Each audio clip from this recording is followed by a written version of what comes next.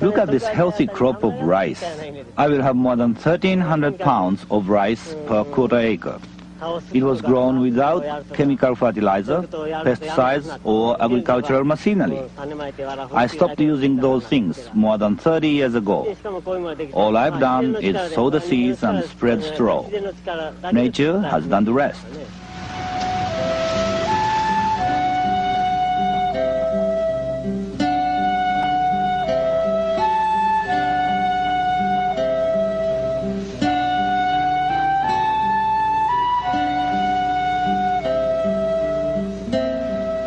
The man you just met is Masanobu Fukuoka, who farms and gardens in Japan. He's living proof that even though we live in an age of high technology and complexity, for living well at home, there's no substitute for the wisdom of simplicity. This is Vermont soil, a long way from those rice paddies in Japan. My name is Vic Sussman. And this is the way I found the garden when I moved here a few weeks ago. Certainly needs some work and restoration. But that's the problem that faces us as gardeners. How do we develop land so it will feed us and build our health while still keeping us in balance with nature? That's why Mr. Fukuoka's story, as told in his book, The One Straw Revolution, and in this film, has such special meaning for me, and I think for you too. Because he's moved towards simplicity by imitating nature. Instead of relying solely on technology, he's developed a philosophy and a set of techniques that allow nature to do most of the work. That's what I want to do here at my new place. Find a way to produce food and healthy soil while staying in harmony with the earth. Mr. Fukuoka has done this in his rice fields and his citrus orchard. Now, while I may not grow rice here, I know whatever I do grow will flourish if I can learn to trust and work with nature. Mr. Fukuoka doesn't use chemical fertilizer. He doesn't use pesticide. He doesn't plow his soil or even use prepared compost. He doesn't hold his rice fields in water all summer long the way farmers have done for centuries all over the world. His method requires less work per acre than any other, creates no pollution, and uses almost no fossil fuel. And yet Mr. Fukuoka's rice yields are as high as the most productive farms in Japan. When I first heard about Mr. Fukuoka, I was skeptical. There had to be more to it than just scattering seeds on unturned ground. And then I read his book, and I found that there was indeed much more to it. He grows a permanent ground cover of white clover, and then he spreads a straw mulch to enrich the soil and hold back the weeds. His crops sprout right through the clover.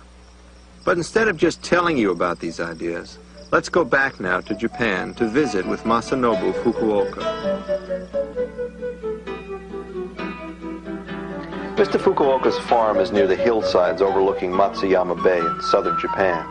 It's a rich farming area. The climate is mild with plenty of rain. Mr. Fukuoka was raised here, in the village where the Fukuoka family has lived and farmed for more than 1,400 years. He grows about 2 acres of rice and barley, and has a 12-acre orchard of mandarin oranges. This may not seem like much, but in Japan, where field sizes are small, it's considered a large farm. A national highway passes through Mr. Fukuoka's fields. An overhead railroad track has also been built, but is not being used. Students come from all over Japan and the world to learn from Mr. Fukuoka, attracted by his reputation as a teacher and philosopher, and because he's the leading spokesman for natural agriculture in Japan today.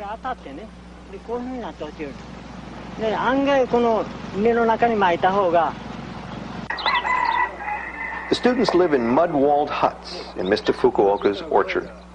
They help with the farming chores. Most arrive unannounced, not knowing what to expect. They stay for a few days or a few weeks and move on. Some remain for as long as several years. There are no modern conveniences. Students carry drinking water in buckets from the spring, cook meals over a wood-burning fireplace, light their huts with candles and kerosene lamps.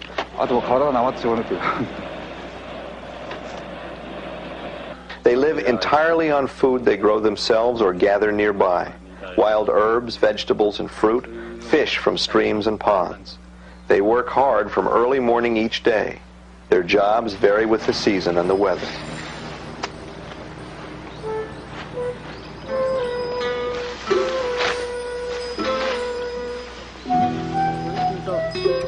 The more the farmer increases the scale of his operation, the more his body and spirit are dissipated.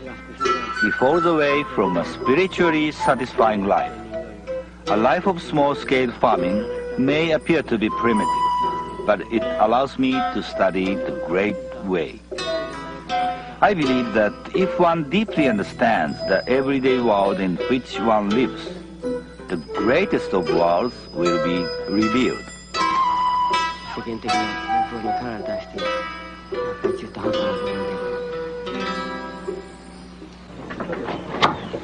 Mr. Fukuoka purposely has his students live this way because it helps develop the sensitivity necessary to tune in to nature's subtle voice. His philosophy is inspiring and has helped many people understand how they may live more thoughtfully here in America. Masanobu Fukuoka's farm is a rich mixture of trees, shrubs, herbs, and vegetables growing in a ground cover of weeds and clover. Chickens run freely foraging beneath the orchard trees, turning out the kind of eggs that can't be bought in stores. Goats are raised in the orchard too. The whole system works in harmony. Besides a traditional organic garden near his house in the village, Mr. Fukuoka grows vegetables in the spaces between the orchard trees. He mixes the seeds of cabbage, turnip, carrot, soybeans, cucumber, and many other vegetables and sows them in the spring. Then he cuts the clover and spreads the clipping over the seeds as mulch. Some vegetables go unharvested. They reseed and come up by themselves year after year, just as tomatoes, pumpkins, or corn will do in any garden. Mr. Fukuoka hasn't always lived on the farm.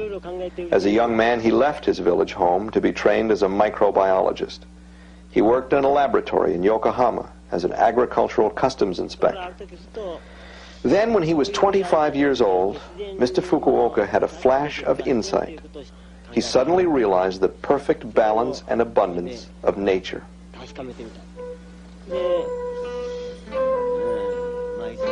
I can still remember it was the morning of the 15th of May. A night heron appeared, gave a sharp cry and flew away into the distance. In an instant, all my doubts and confusion vanished. Everything I believed in was swept away with the wind. I felt that I understood nothing. My spirit became light and clear. All my agonies, dreams, and illusions disappeared. Something one might call true nature stood revealed. From the experience of that morning, my life changed completely. Despite the change, I remained a simple, foolish man. And there has been no change in this from then to now. Mr. Fukuoka saw that problems arise when people think they can improve on nature. So he decided to leave his job and return home to test his ideas in his own field. At that time, modern technology and chemical agriculture were just being introduced in Japan. The combination of machines and chemicals allowed Japanese farmers to get about the same yields as before, but the work was cut by half or more. It seemed like a dream come true. And in one generation, almost everyone had switched to chemical agriculture. It wasn't so apparent then, as it is now, that the new system caused pollution and depleted the fertility of the soil. Masanobu Fukuoka imitates natural processes as closely as he can. He cooperates with nature instead of struggling to overcome it. Let's see now how Mr. Fukuoka's close-to-nature techniques work in his rice fields. Mr. Fukuoka coats his rice seed with clay, forming tiny pellets before sowing them. Years ago, he tried throwing the rice seed directly onto the ground, the way it would fall naturally, but birds and insects ate much of the seed, or it rotted before it could germinate. Then Mr. Fukuoka got the idea of coating the seeds with clay, pelletizing them, thus preventing birds, mice, and slugs from eating the seeds before they could sprout. Ingenious. To make the pellets, the seed is soaked overnight and then mixed with clay. Then it's pushed through chicken wire and allowed to dry in the sun for a day. Ideally, there will be one seed in each pellet. It's possible to make enough pellets in one day to seed several acres. The rice seed pellets are sown right into stands of ripening barley, about 3 or 4 weeks before harvest. Growing both rice and winter grain like barley in the same field every year helps to control weeds by never letting the land stay idle. It's always too full of rice or barley for weeds to get established. It's also an efficient way to use land. Despite the intensity of double cropping, the soil improves every year because Mr. Fukuoka returns all the rice and barley straw to the soil, which digests it into rich, fertile topsoil.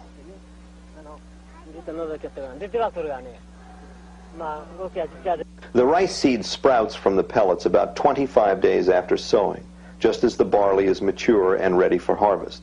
The barley is harvested near the end of May.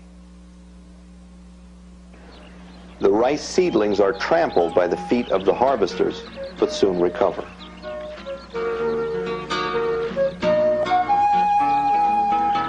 The usual way to develop a plan is to ask, how about trying this, or how about trying that?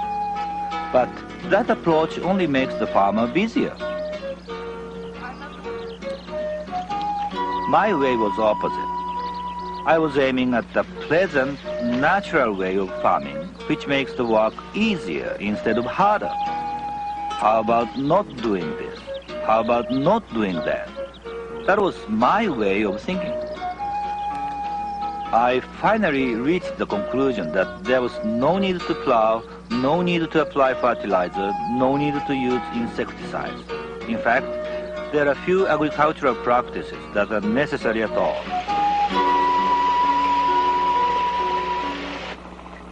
It really comes down to a series of simple tasks: scattering seed, spreading straw, harvesting.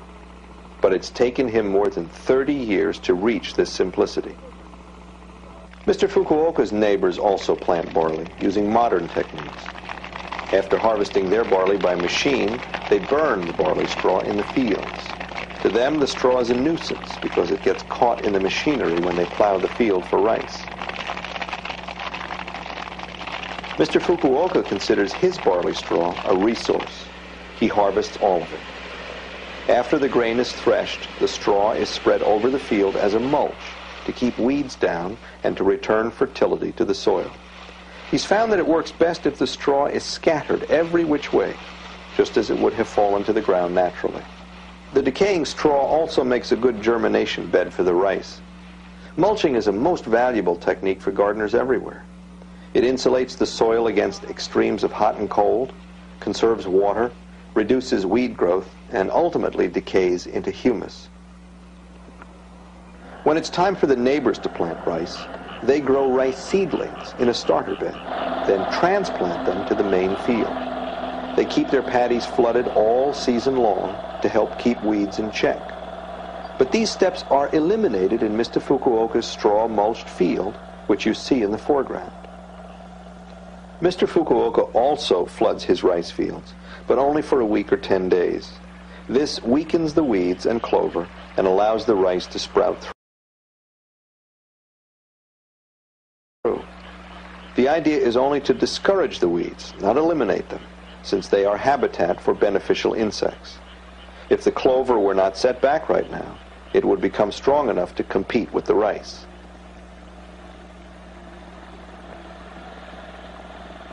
You see the rice seedlings in the clover and straw?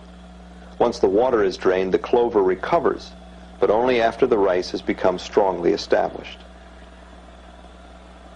Every few years, Mr. Fukuoka spread some chicken manure to help decompose the straw. He used to let ducks loose in the fields. They ate weeds and left manure all over. But construction of the national highway made it impossible for the ducks to get across the road and back safely. He now uses manure from a neighbor's chicken ranch.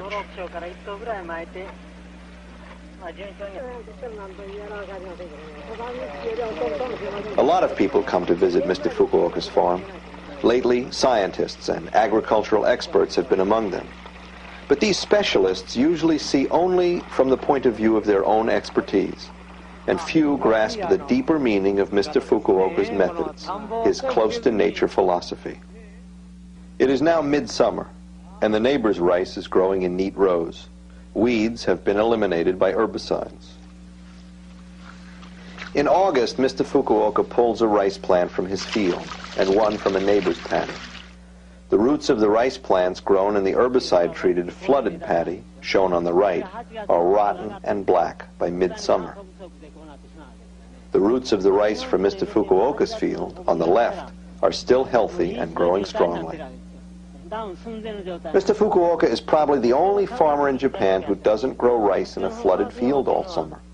Instead, he allows the roots of his plants to penetrate more than 3 feet into the ground.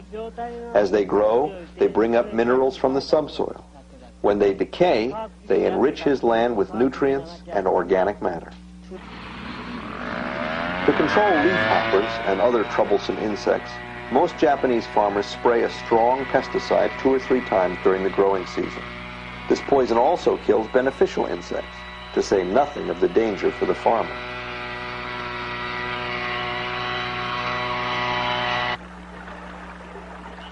Mr. Fukuoka doesn't use pesticides of any kind. Many insects, earthworms, and small soil animals live in harmony with each other in his fields.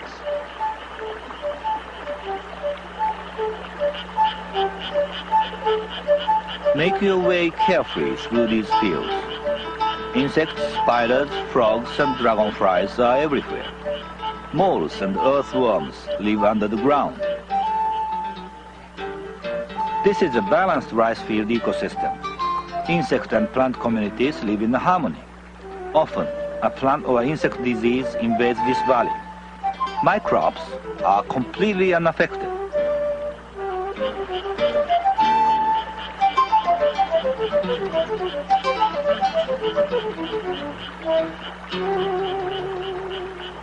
Mr. Fukuoka knows that every insect, even those most gardeners consider pests, has an important role to play. He believes that nature can and will control diseases and insects if we grow healthy crops in a biologically diverse environment. I talk about a do-nothing way of gardening. Some of you come here thinking life will be soft and easy. But you cannot sit back and expect nature to do the farming. I call that abandonment. People tamper with nature, thinking they can improve it. This causes negative side effects, which are more difficult to repair. Almost all the work in farming is created in this way. Work is important, but my farming is designed to eliminate unnecessary work. In September, a typhoon lingered off the Japanese coast, causing wind and heavy rain for several days.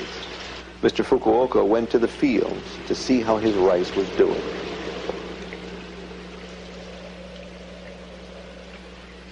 The rice was just blossoming, and I was worried that the flowers would be blown off before they could be pollinated. I knew I couldn't do anything about it anyway, but I couldn't help examining the heads of grain. I shouldn't be worried, only pray and accept my fate.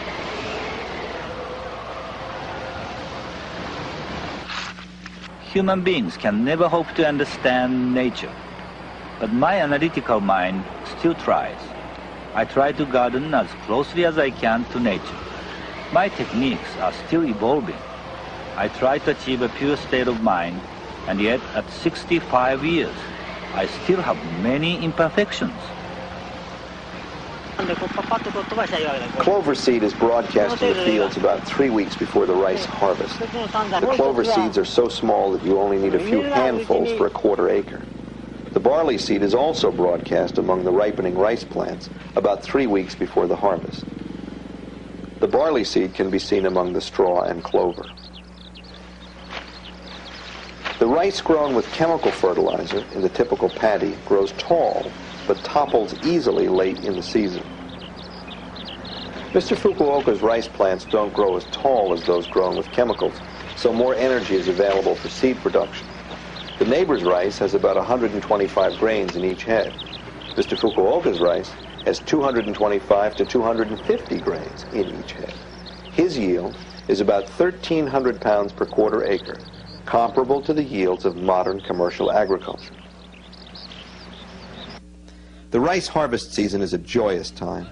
In celebration, the village shrine is carried through the streets.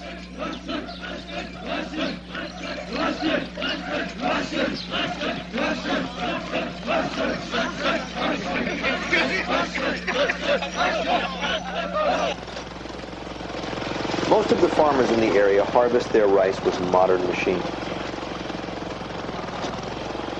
Mr. Fukuoka's harvest is done by hand. His students don't mind. They enjoy the silent harvest using traditional hand tools. At the time of the rice harvest, the barley is already sprouting beneath the rice. After the rice is harvested and threshed, the rice straw is scattered over the field, just as the barley straw was scattered 6 months before. And with that, the yearly cycle is complete. My way of gardening is pleasant. I have time for the important things in life, like writing poetry, singing, and participating in village life.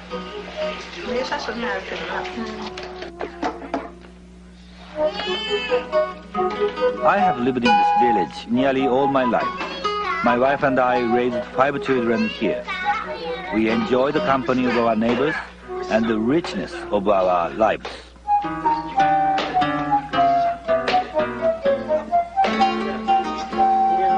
I have made mistakes in the past, but they were not really mistakes. They were hints which helped me coexist with nature. A life of small-scale farming or gardening may seem behind the times, but such a life offers many opportunities for greater awareness.